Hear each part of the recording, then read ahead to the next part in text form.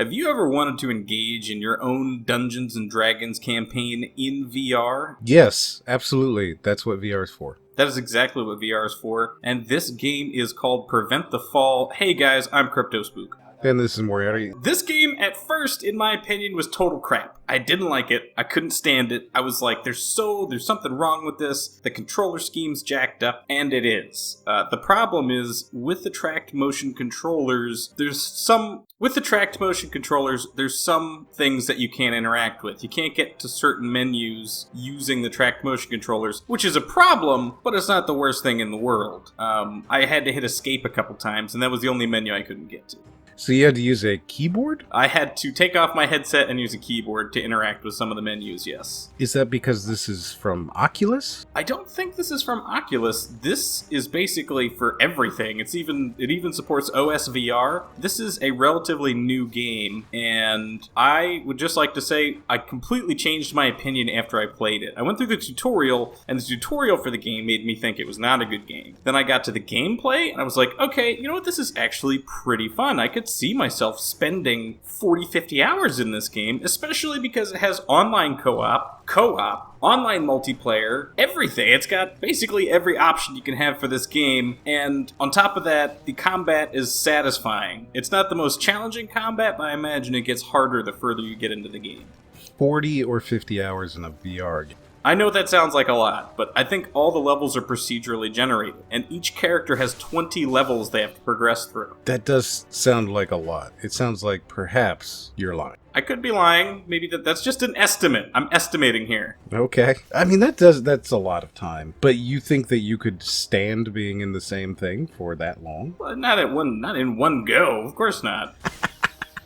I didn't say I could see myself spending quite a lot of time in here. But the combat and the different locomotion styles, which you can on the fly switch with your thumb pads, were very, very enticing to me. And the loot system was kind of fun. You can find different stuff every time you play a level. And the fact that I could load it up with my best buddy, Moriarty here, and we could go loot some caves together, that to me sounds like fun. That does sound fun. So are they only caves? Is there outdoors? Is there like an overworld? No, there's several different ones. I think most of them, I did not get to play a level in the overworld, so I'm not going to exclude that from existing. I'm going to say that this game is a hidden gem that I had not heard of until the developer sent it to us for us to try out, and I'm really glad he did, because this is probably one of the most fun games I've had. Really? Now, let me preface that by saying that I've been really into reading a lot of lit RPG books lately, and that's probably why I'm so into it. So, you're going through it going, yeah, I could be the dwarf. Yes, exactly. I could be, trapped in this virtual world and then become super powerful from some OP thing that I found in this game world that I've been trapped in. Okay, so there might be a little bit of a bias there. Slight bias, but it's really good. I don't have any significant complaints other than the fact that there's some things I couldn't interact with natively with motion track controllers, which wasn't that big of a deal because you gotta consider those problems only really came up when I was in the pre-world selection menu or the bar/tavern.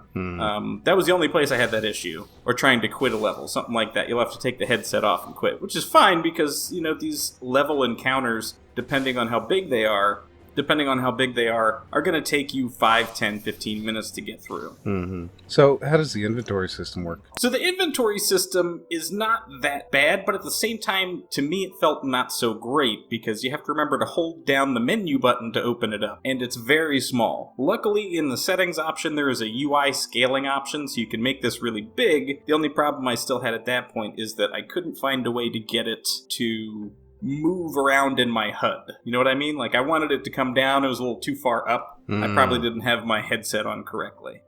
But there's a whole bunch of different slots where you can put stuff on, and once you get this scaled correctly and your graphics settings set correctly, it's a very usable system, and it seemed pretty well equipped for VR. At least it wasn't a big bag that I pulled off of my back and rooted around in, That might be kind of cool, though. We've seen that before in a VR game. We didn't actually review it, though. That's the problem. Yeah. What game was that? It was the one where you have to explore the island, and it was like the first part of it. So the level select works here. You're talking to the bartender and you can say, hey, I want to find a party online. I want to find a local party. I want to train. And there's a bunch of different options you can pick and go through and say, these are the parts of the game that I want to go to next. And that'll allow you to either pick an online game, play by yourself, play with your friends. So I was pretty happy about that. Everything seems to be pretty well designed together. Mm-hmm. So what fall are you preventing? I don't know. That's a great question. Maybe another hour or two into the game, you'll figure out the fall that you're preventing. No. You are the reviewer. You're supposed to know these things. Well, I will probably play some more of this game, so maybe I'll tell you later. Leave it as a comment. Yeah, I will comment at some point what the fall is that we're preventing. I assume it is the step that I fell off of here. That was the fall that I was supposed to prevent. Nice. I guess there's no real need to ask you, but would you pick it up? I would absolutely pick this game up. It's $11.24 on Steam right now. Came out on the 29th of May, and I would say that this game is worth every penny. I'm sure that's a sale price. So normal price is $14.99, and that price ends on July 5th, 2017.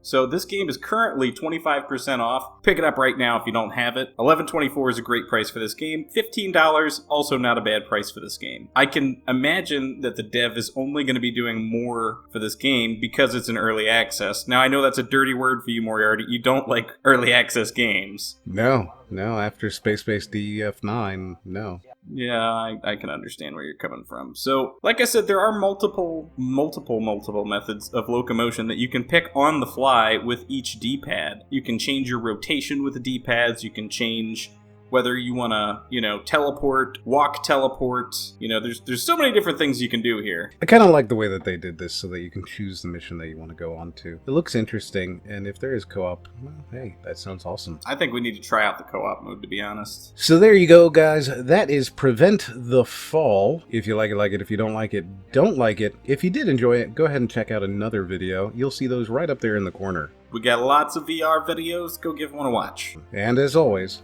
we'll see you on the next one.